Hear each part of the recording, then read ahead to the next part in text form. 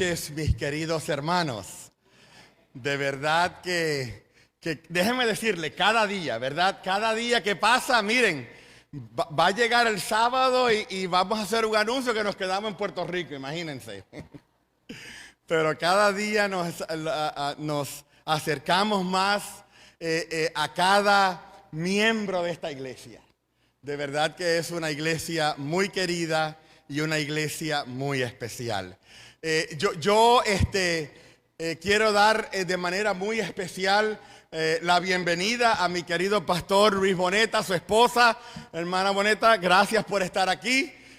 Un pastor que trabajó con mi padre, trabajó con mi suegro y era mi pastor también, ¿verdad? Cuando yo era joven.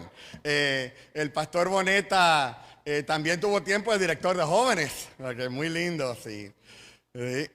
Bueno, de verdad que estamos muy contentos en esta noche de estar aquí con ustedes. Yo voy a mencionar más tarde la importancia de lo que yo voy a decir ahora, pero de verdad que no quiero esperar.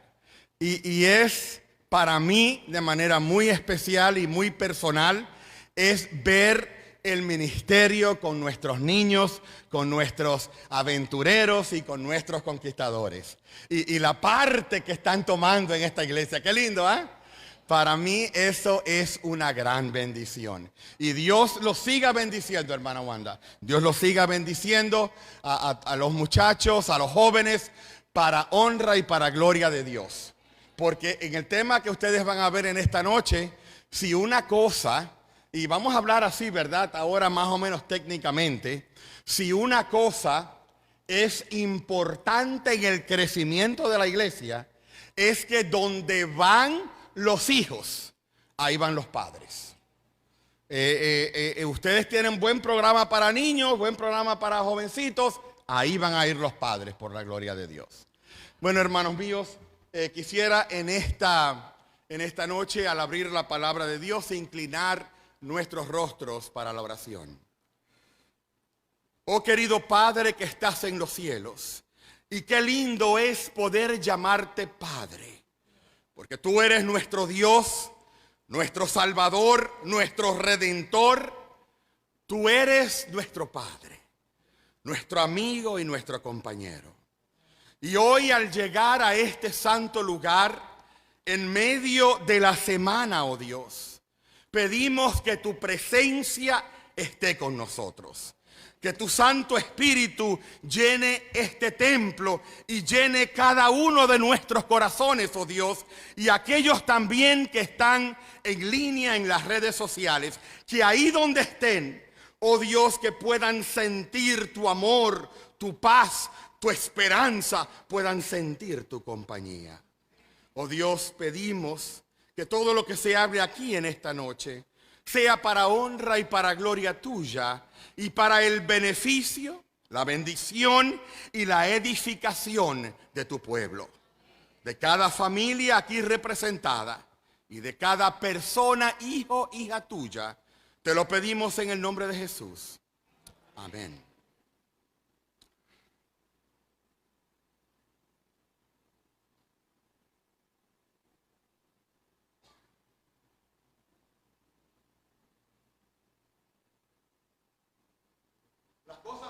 ¿No es cierto?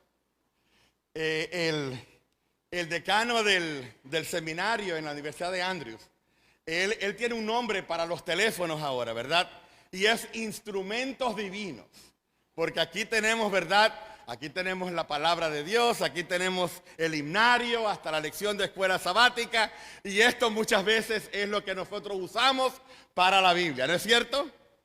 En esta noche yo quisiera que me acompañaran a una historia, y dicho sea de paso, al igual que la historia de antes de anoche, uno de los milagros más espectaculares del Nuevo Testamento, esta noche vamos a tocar la historia, vamos a hacer referencia a uno de los milagros más espectaculares del Antiguo Testamento.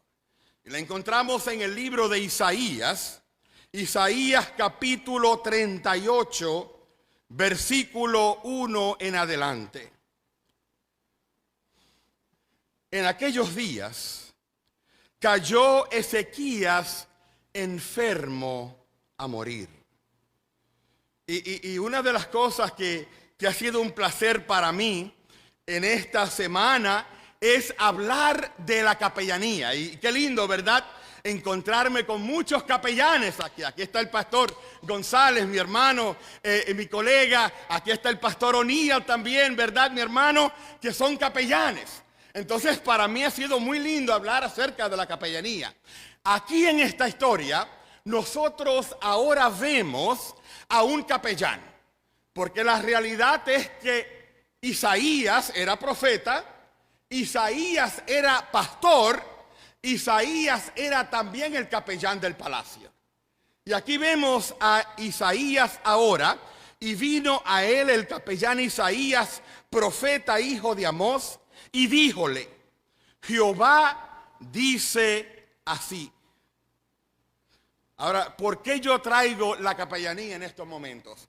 Uno de los ministerios más lindos, más importantes, más significativos en la capellanía es que muchas veces el capellán está presente no solamente cuando uno necesita a Dios máximo o de la máxima manera, pero también está presente en los momentos más oscuros, en los momentos más tristes o de sufrimiento de la persona. Y cuando se le dan noticias malas, yo recuerdo como capellán, esto para mí ocurrió muchísimas veces. Yo recuerdo como capellán, muchas veces cuando el doctor venía, los enfermeros venían a dar una noticia de que su ser querido había muerto, ahí estaba el capellán presente. Y yo recuerdo que parte de nuestro trabajo es que cuando se le daba la noticia, la persona quedaba en shock. La persona, miren, estaba muchas veces en blanco. Entonces, muchas veces cuando le daban la noticia o cuando le estaban dando la información, mire, se le iba sobre la cabeza. Usted que es enfermera, hermana Mary, sabe de eso. Cuando se le da esa noticia, muchas veces estamos en blanco. Y entonces el trabajo del capellán muchas veces es el ministerio de la presencia. Y también entonces, cuando en estas situaciones se le da la mala noticia, cuando hay shock, entonces el capellán se queda y muchas veces tiene que repetir, porque las cosas se le van por la cabeza a la familia, a los seres queridos, y el capellán tiene que repetir las cosas muchas veces. Imagínense ustedes, en este momento, cuando Isaías trae la noticia, cuando el capellán trae la noticia: pon tu casa en orden porque morirás. Imagínense cómo se sintió este joven, fuerte, rey de Judá, rey de Israel, rey de Jerusalén. ¿Cómo se sintió? Entonces me imagino que estaba en shock. Y por eso vemos en el versículo, que el versículo dice: Jehová así ordena tu casa porque tú morirás. Y si no me entendiste la primera vez, muchas veces eso es lo que pasa. Vamos a decirlo otra vez y vamos a decirlo de una manera diferente. Porque tú morirás y no vas a vivir. Imagínense ustedes cómo se sentiría el rey Ezequías en ese momento. Entonces, versículo 2, volvió Ezequías su rostro a la pared e hizo oración a Jehová. Y dijo: oh Jehová, ruégote te acuerdes ahora que yo he andado delante de ti en verdad e íntegro corazón, y que yo he hecho lo que ha sido agradable delante de tus ojos. Y lloró Ezequías un gran lloro. Entonces, versículo 4, gloria a Dios, fue la palabra de Jehová a Isaías diciendo: ve y di a Ezequiel: Jehová Dios de David tu padre dice así. Tu oración, qué lindo, ¿verdad? Qué lindo la seguridad de que Dios escucha nuestras oraciones. Tu oración ha sido oído. Tu oración he oído. Y visto tus lágrimas, he aquí que yo añado, ¿cuánto? 15 años a tus días. El milagro está hecho. 15 años más a la vida del rey Ezequías. Ahora algo pasa. Vamos a transportarnos algunos meses después. Isaías capítulo 39. Vamos a comenzar en el versículo 1. En aquel tiempo, Merodach Baladán, hijo de Baladán, rey de Babilonia, envió cartas y presentes a Ezequías, porque había oído que estaba enfermo y que había convalecido. Hubo razón para que el rey de Babilonia, líderes de Babilonia, vinieran a visitar al rey Ezequías. Y holgóse con ellos Ezequías. Y enseñóles yo creo que estoy mal aquí. Y holgóse con ellos Ezequías y enseñóle la casa. Yo creo que estoy mal. Yo debo estar equivocado aquí, ¿verdad? Creo yo, ¿verdad, pastor? Versículo 2. Y holgóse con ellos Ezequías y enseñóles, y enseñóle, tengo que estar mal porque enseñóle la casa de ¿qué?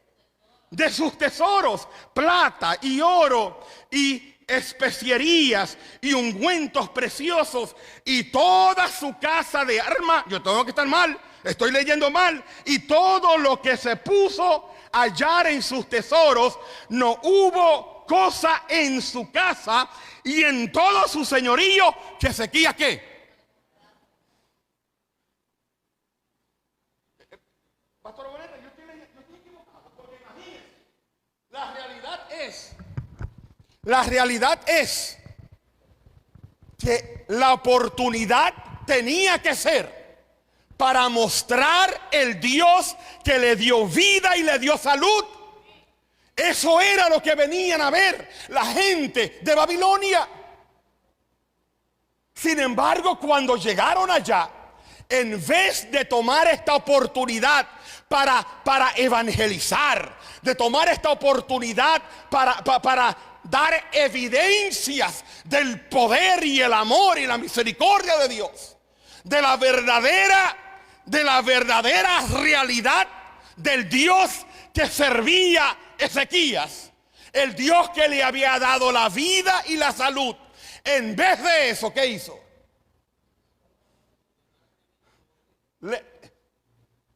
El pastor O'Neill acaba de decir algo que entre paréntesis, eso fue lo que pasó.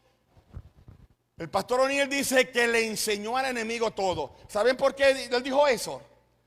Porque algunos añitos después, bajo Nabucodonosor, Babilonia rodeó a Jerusalén y le ganó, y ya sabían todo. Ya sabían todo lo que tenía Israel, todo lo que tenía Jerusalén.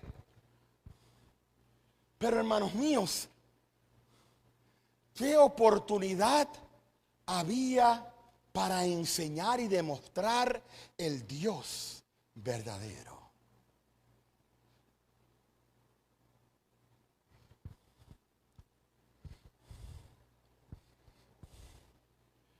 Entonces, versículo 3. Entonces Isaías vino al rey y díjole: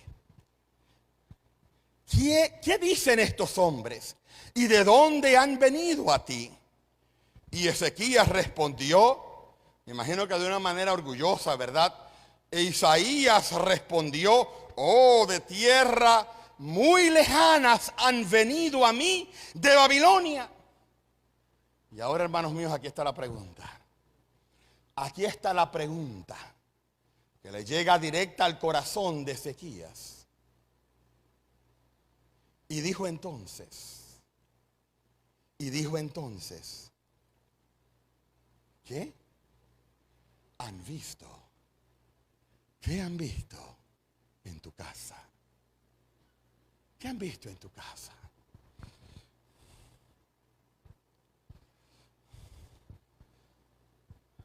todo lo que hay en mi casa han visto. Y ninguna cosa hay en mis tesoros.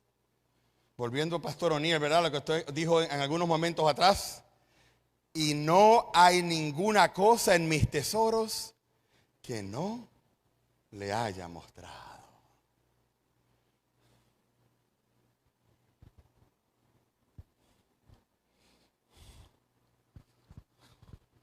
Trágico lo que pasó por un momento de descuido, por un momento de orgullo de parte del rey de Israel, que trajo la destrucción de todo su imperio. Más trágico aún, haber perdido la oportunidad de presentar, de hablar. Ustedes me han escuchado a mí decir esto anteriormente y lo voy a decir quizás fuera de contexto, pero imagínense ustedes, predica el evangelio y solo si es necesario, usa palabras. Esta oportunidad perdida de predicar el evangelio al imperio más grande y poderoso en el mundo.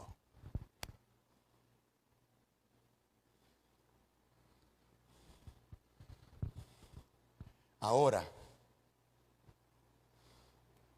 ¿por qué esta noche estamos haciendo referencia a esta historia? Hermanos míos, porque en esta noche, en este lugar, esa misma pregunta que el capellán Isaías le hizo al rey Ezequías, hoy llega a través de la historia y a través de los siglos y aterriza en el corazón de cada uno de nosotros.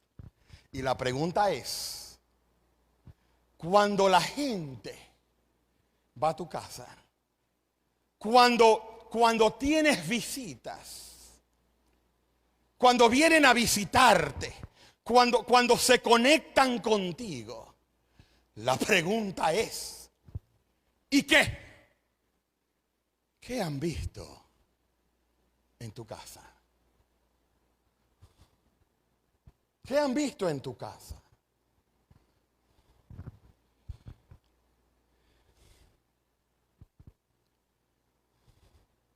Es una pregunta que cada uno de nosotros tenemos que contestar tarde o temprano. Tarde o temprano nosotros tenemos que contestar esa pregunta. No podemos evadirla, no podemos escondernos. Lo que tú eres solo, eso solo tú eres. Y la pregunta es, ¿qué han visto en tu casa? ¿Qué han visto en tu casa en un mundo donde en realidad vivimos y las apariencias son importantes para el mundo en que nosotros vivimos? ¿Cuántas veces nosotros seguimos los ejemplos de las celebridades, de la moda que está a lo último, por más mala o más ridícula que sea, pero la seguimos? Las canciones, la música, la última la seguimos. En un mundo donde, como mencioné el sábado en la tarde, en un mundo donde nosotros, como seres humanos, en nuestra gran mayoría, seguimos a Vicente. ¿Y quién es Vicente? ¿Dónde va la gente? ¿Ah? Así es, nos vamos con los vientos. Y muchas veces lo que hacemos, muchas veces lo hacemos inconscientemente o sin pensar, otras veces consciente y pensándolo, pero muchas veces inconscientemente lo hacemos. Y déjenme decirle algo, hermanos míos, en eso es que nosotros tenemos que tener cuidado. ¿Por qué digo esto? Porque muchas veces nuestras acciones vienen de un lugar egoísta. de nuestra persona. Viene de un lugar egoísta. ¿Cuántas veces nosotros nos dejamos llevar por lo que yo llamo las tendencias naturales humanas? ¿Cuántas veces nos dejamos llevar por eso? ¿Qué quiero decir con eso? Bueno, lo que yo quiero decir con eso es que, déjeme decirle, tengamos cuidado en dejarnos llevar por tendencias humanas, naturales. Porque, ¿qué significa eso? Bueno, que si yo tengo hambre, yo como. Que si tengo sueño, me acuesto a dormir. Que si yo estoy cansado, no voy a cierto lugar. Eso es lo que yo quiero decir. Es muchas veces una vida sin disciplina.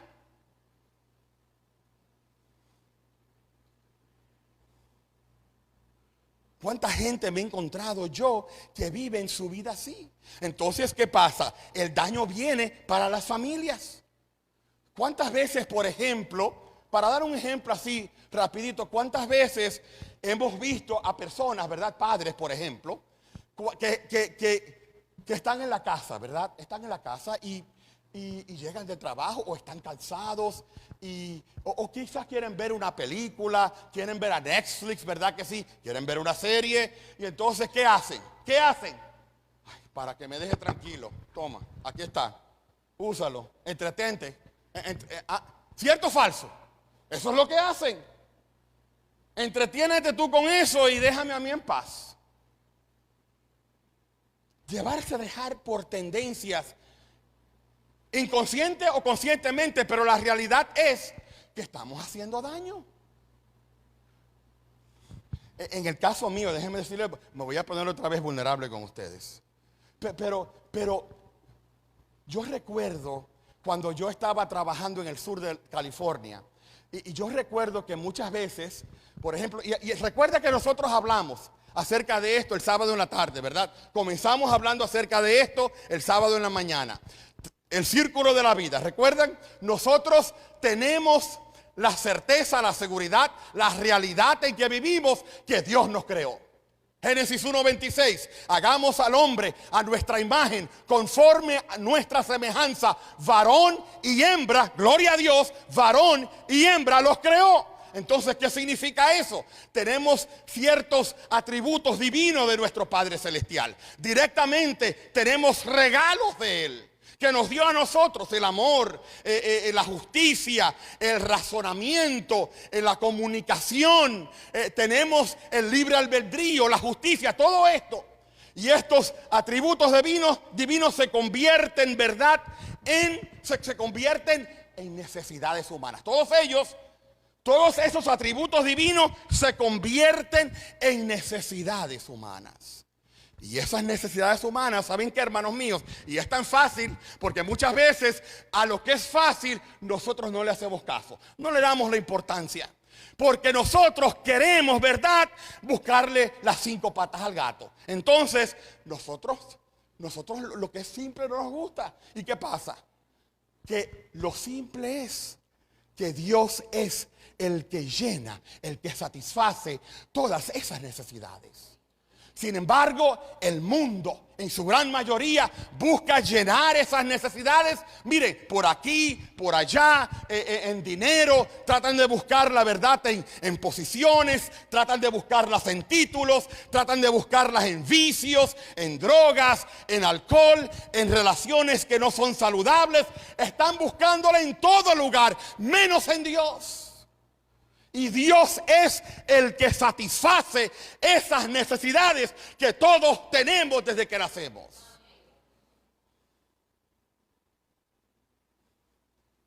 Parte de eso, hermanos míos, parte de eso es Dios dándonos a nosotros recursos espirituales, emocionales, mentales, físicos. Dios nos da a nosotros estos recursos. Por eso es que qué lindo, ¿verdad? Desde que el niño nace, sale buscando a Dios. Yo siempre digo esto: desde que el bebé nace, desde que un baby nace, sale buscando a Dios para llenar ese vacío que solamente Dios puede suplir. Y Dios nos da recursos, porque cuando un bebé nace, por ejemplo, ¿qué pasa? Trata de llenar esa satisfacción con su mamá.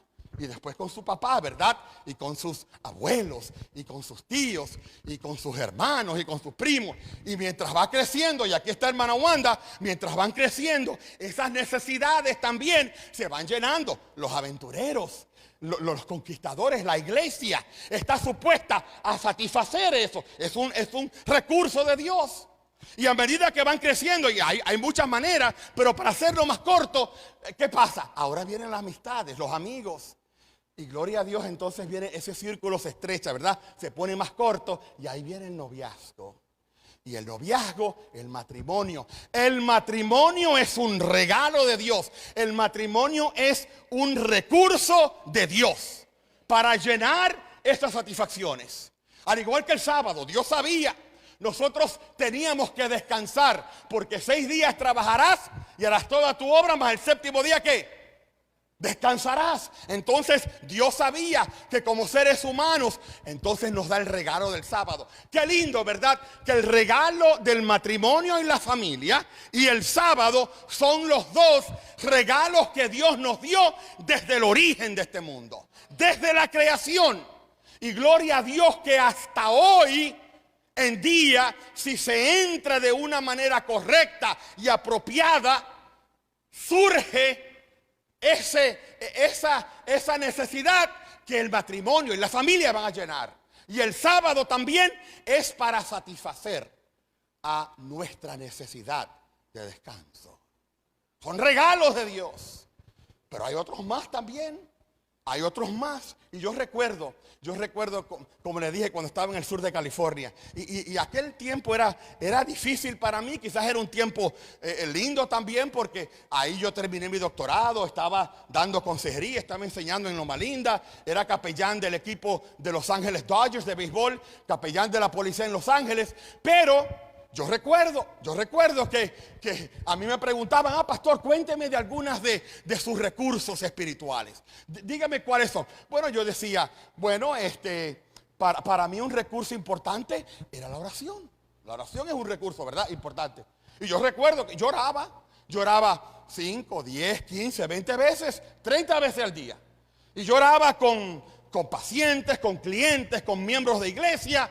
Pero habían días que yo no oraba, miren, ni una vez por mí. Yo no oraba una vez para mí. Usted me preguntaba, bueno, dígame, pastor, ¿cuáles son otros recursos? Bueno, mi esposa es un recurso espiritual. Mi esposa es un recurso emocional para mí, ¿verdad? Es un recurso físico para mí. Mis hijos también. Pero yo llegaba a la casa a la medianoche, Y como estaba mencionando, muchas veces uno llega cansado, llega con hambre, ¿y qué hace? Come y se va a dormir. Pero aquí está lo malo, porque muchas veces vivimos en esa parte, ¿verdad? En ese ciclo vicioso, donde ¿qué pasa? Desde que nos levantamos en la mañana hasta que nosotros nos acostamos en la noche, miren, es corriendo a 100 millas por hora. Entonces, ¿qué pasa? El desayuno, miren, es todo el mundo corriendo. El almuerzo en la escuela, en el trabajo, en la calle. Y la cena, ni se diga, porque la cena es el drive-thru lane, ¿cómo es que se llama aquí, verdad? Uno pasa por los restaurantes de comida rápida y claro, lo hemos hecho rico, porque la cena es ¿qué? Miren, pasar a buscar la comida, comérsela en el carro o comérsela frente a la televisión o el iPad o la computadora o el teléfono, irse a acostar para levantarse el otro día y hacer lo mismo otra vez. ¿Cierto o falso? Dios no quiere eso para nosotros. Dios no quiere que nosotros vivamos una vida a 100 millas por hora y Dios no quiere que vivamos una vida a la defensiva. Dios quiere que nosotros vivamos nuestra vida, que vivamos todos los días de nuestra vida y que también nosotros miren, vamos a cogerlo más suave y en vez de vivir la vida a la defensiva, vamos a vivir la vida a la ofensiva.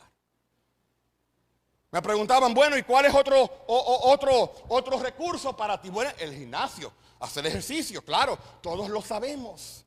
Pero ¿cuál es la primera excusa para no ir a hacer ejercicio? No tengo tiempo.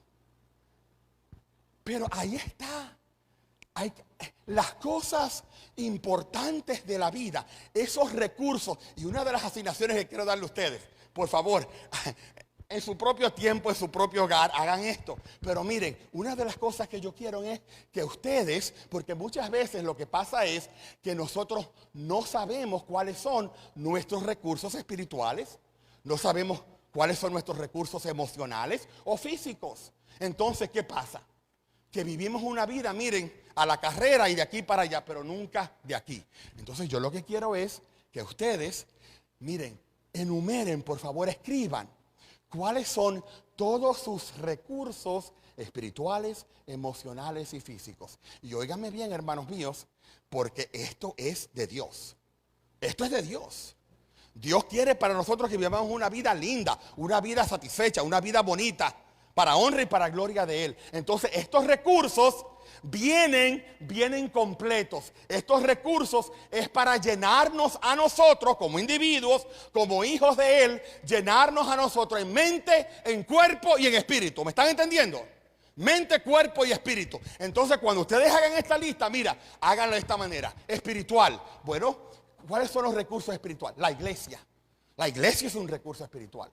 Voy a hacer una pausa aquí porque para mí esto es importante. No sé si fue la hermana Rosita que estaba hablando de esto el sábado, pero para mí esto es importante. ¿Cuántas veces nosotros hemos oído a gente, por ejemplo, que dicen, bueno, no hay que ir a la iglesia? ¿Por qué? ¿Por qué yo voy a ir a la iglesia si Dios está en todo lugar, ¿verdad que sí? ¿Para qué yo voy a ir a la iglesia si Dios está en todo lugar? Yo no tengo que ir a la iglesia yo puedo leer la Biblia en mi casa, yo puedo hacer esto en mi casa. La iglesia es un recurso espiritual. Para mí, hermanos míos, para mí la iglesia es una bendición. Y yo quiero mencionar 4 cosas que para mí me dicen a mí que la iglesia es una bendición. Y yo quiero que ustedes, por favor, entiendan, escriban esto, mediten en esto, porque número 1, cuando yo vengo a la iglesia, el programa de la iglesia me inspira. Cuando yo vengo a la iglesia, mire, déjeme decirle algo, como pastor, 31 años de pastor, pero para mí, ¿saben lo que es más lindo? Yo es sentarme con mi familia y escuchar el sermón, ¿verdad? O escuchar la escuela sabática o la música. Eso para mí es bendición y me inspira.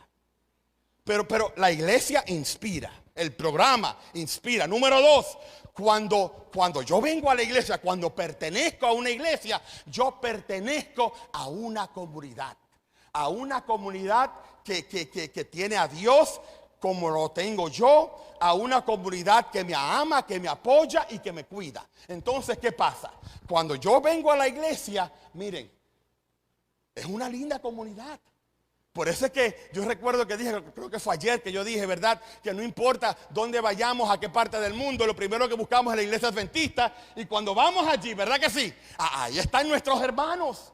Yo recuerdo que una vez yo tuve un accidente, estaba de pastor en una iglesia y yo estuve en el hospital por 1 semana y media. Y yo recuerdo que una de las hermanas de la iglesia me escribió un texto. ¿Y saben qué decía el texto? Pastor, usted tiene un ejército orando por usted. Qué lindo, ¿verdad? Hay un ejército orando por usted. Entonces, cuando yo voy a la iglesia, yo siento el amor, siento el apoyo, siento la comunidad. Eso es importante. Número 3, cuando yo voy a la iglesia, para mí cuando yo voy a la iglesia, ¿cómo lo pongo de esta manera? La iglesia somos nosotros, ¿verdad que sí? Y parte de nuestra responsabilidad es predicar el evangelio de salvación y de vida eterna a un mundo que no le conoce. En la iglesia, nosotros reconocemos que nosotros somos ministros del evangelio. Nosotros somos ministros del evangelio. Yo creo en el linaje escogido que dice el apóstol Pedro. Yo creo en el ministerio de todos los creyentes. Cuando uno se bautiza en la iglesia, no es para llenar un espacio en la iglesia, no es para añadir un número allá en la asociación, no es para que el pastor lo ponga como un bautismo que hizo aún más, no es para que un pastor escriba que está dando cierto número de estudio bíblico. Cuando uno llega a la iglesia, es un alma que ha venido a Dios, que ha venido de vuelta a Dios, que ama a Dios, al igual que el hijo pródigo. Cuando sintió la necesidad, cuando sintió el dolor del mundo y las consecuencias, él dijo: yo quiero volver a la casa de mi padre. Y así, hermanos míos, cuando uno llega aquí a la iglesia es para ser ministros del evangelio. Y claro, número 4, porque en esta iglesia nosotros nos entrenamos. En esta iglesia nos entrenamos a dar estudios bíblicos. Nos entrenamos a predicar el evangelio. Nos entrenamos para ganar almas para Cristo. Sí, pastor. Amén. Qué lindo, gloria a Dios. Entonces, para mí hay muchos más, pero esos 4 son importantes. La iglesia es un recurso espiritual. Háganme una lista. No tienen que enseñársela a nadie. Esto es entre ustedes y Dios, ¿verdad? Hagan una lista. ¿Cuáles son? Si es, miren, puede ser, como dije, espiritualmente, ¿verdad? La iglesia, la oración, puede ser el devocional personal que uno tiene con Dios, ¿verdad? Puede ser, y de esto yo voy a hablar. Hermanos míos, cuando el Espíritu entra, ¿verdad? Como que el tema cambia, ¿no es cierto? Pero déjenme decirle algo, lo voy a decir aquí ahora. Hermanos míos, hay 2 cosas que para mí son importantes. Artes perdidas en el mundo en que nosotros vivimos. Número 1, está el culto familiar. El culto familiar. Vuelvo a repetir, ¿cuál es la pregunta de esta noche? ¿Qué han visto? ¿Qué han visto en tu casa? El culto familiar, un arte perdida. Pero ¿saben una cosa? El culto familiar es esencial para mantener la familia unida en el contexto donde Dios es primero, último y mejor. Entonces, el culto familiar tiene que pasar. Yo entiendo nuestro culto personal, nuestro devocional personal, pero el culto familiar es importante, porque en el culto familiar es que nosotros enseñamos a nuestros hijos. Enseñamos a nuestros hijos no a hacer esto y aquello, sino enseñamos a nuestros hijos a amar y tener una relación con Dios. En el culto familiar es que le enseñamos a nuestros hijos de Jesús. Hermanos míos, gracias, pastor. Cuán trágico muchas veces es y yo conozco padres, por ejemplo, conozco maestros que son de esta manera. Cuán trágico es cuando nosotros lo que le enseñamos a nuestros hijos es solamente a obedecer. Muchas veces ese es el énfasis. Cuando le enseñamos a nuestros hijos, mira, y me estoy refiriendo a 2 cosas. Cuando le enseñamos a nuestros hijos, por ejemplo, que hay que ir a la iglesia. Ay, papi, ¿por qué yo voy a la iglesia? Porque aquí en esta casa se va a la iglesia. Ay, papi, que yo no puedo prender la televisión el sábado. ¿Y por qué? Porque en esta casa, mira, la televisión no se ve del sábado. Porque Dios no quiere. ¿Qué significa eso? Muchas veces nosotros lo que estamos haciendo es entrenando a nuestros hijos a obedecer en vez de educarlos. Entonces, ¿qué pasa? Que cuando a los hijos se le enseña de esa manera, cuando los hijos se entrenan de esa manera, entonces todas esas cosas que nosotros estamos diciéndole, todas esas cosas, esas doctrinas, esas prácticas, esos ritos, esas actividades, esas cosas que se deben o no se deben hacer, esas cosas mientras los niños van creciendo y se convierten en jóvenes y en adultos, esas cosas se van a convertir en nada. Eso lo que va a ser una fuente de dolor, van a ser ritos vacíos, van a ser prácticas que no tienen valor. Hermanos míos, este es el punto que yo quiero hacer ahora. Enseñemos a nuestros hijos a amar a Jesús. Entonces, cuando nuestros hijos aman a Jesús, estas cosas, estas prácticas, esta doctrina, esto y aquello, no van a ser más cosas que no tienen valor o no tienen significado. Esto ahora se convierte en una expresión de su amor a Jesús. enseñémosles a nuestros hijos. Y yo les puedo decir esto, verdad, aquí hay pastores y hermanos que conocen a mis padres, pero yo les puedo decir esto a ustedes, porque mis padres pudieron pintar una obra de arte de Jesús en la mente de mi hermano y en la mente mía. Y eso es lo que atrae a Jesús. Eso es lo que atrae a Jesús. Entonces, el culto, ¿verdad? El culto de familia. Otra cosa es la comida. Se ha perdido, no es verdad. Se ha perdido la comida, la cena familiar. Sin embargo, el significado de la comida es mucho más que sentarse y satisfacer, ¿verdad?, nuestra necesidad física. Cuando nosotros, por ejemplo, hablamos de la última cena o de la Santa Cena, ¿saben una cosa? El significado de la Santa Cena también, además de lo que nos dice, ¿verdad?, la palabra de Dios, el significado también es la compañía que Jesús quería tener con sus discípulos, compartir, hablar, dialogar, aprender más. Jesús sabía que no le quedaba mucho tiempo. Y es en esa cena también que se habla y que se comunica, al igual con nuestras familias, al igual con nuestros hijos. ¿Cuántos padres no saben de la vida de sus hijos? Fuera de cuando están en el cuarto, cuando están en la casa. Sin embargo, es en ese momento que aprendemos de la vida de nuestros hijos. Aprendemos el interés de ellos. Aprendemos sus miedos. Aprendemos cómo le está yendo a la escuela o qué le está pasando. Es en ese momento de la comida. Entonces, ¿verdad? El culto familiar y la comida en la familia. Mire, si no se puede hacer todos los días, por lo menos una vez a la semana, hagan un espacio para comer juntos como familia. Hermanos míos, vuelvo a preguntar. ¿Qué han visto en tu casa? ¿Qué han visto en tu casa? Hablando acerca de esto, y déjenme decirles, es un tema profundo y es un tema en que no tenemos tiempo, ¿verdad? Para completamente exponerlo como debe ser expuesto. Pero vuelvo a repetir, miren, llenen ustedes cuáles son sus recursos espirituales, cuáles son sus recursos físicos. ¿Cuáles son sus recursos físicos? Porque déjenme decirle, porque muchas veces nosotros hablamos de lo espiritual, ¿verdad? Pero ¿saben una cosa? Dios quiere para nosotros una vida llena y una vida saludable. ¿Qué dice primera de Corintios 6, versículos 19 y 20? ¿Qué dicen? ¿O sabéis que no sois vuestros, que vuestro cuerpo es templo del Espíritu Santo, que no le pertenece a usted porque fue ¿qué? Fue comprado por sangre? Gloria a Dios. Recuerden, comprado por sangre, por Cristo Jesús, sacrificado en la cruz del Calvario.